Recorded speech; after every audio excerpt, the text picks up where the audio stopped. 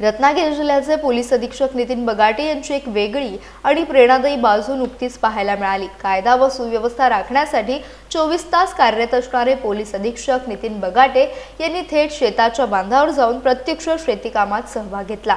नेहमी गुन्हेगारीवर नियंत्रण, नागरिकांच्या तक्रारींचे निराकरण आणि कायदा व सुव्यवस्था अबाधित ठेवण्यासाठी धावपळ करणारे वरिष्ठ पोलीस अधिकारी यावेळी शेतकऱ्यांसोबत शेती करताना दिसल्याने अनेकांनी त्यांच्या कृतीचं स्वागत केलं। शेतकऱ्यांच्या दैनंदिन जीवनातील कष्ट, शेतीसमोरील अडचणी आणि ग्रामीण वास्तव जवळून जाणून घेण्याचा हा प्रयत्न असल्याची भावना यावेळी व्यक्त करण्यात आली। पोलीस अधिकारी केवळ प्रशासकीय जबाबदाऱ्या पार पाडत नाहीत, तर समाजातील विविध घटकांशी संवेदनशील नातं जपण्याचा प्रयत्न करतात, याचं हे उदाहरण मानलं जात आहे। शेतात प्रत्यक्ष उतरून काम केल्यामुळे उपस्थित शेतकऱ्यांना देखील आनंदाचा आणि आत्मीयतेचा अनुभव आला।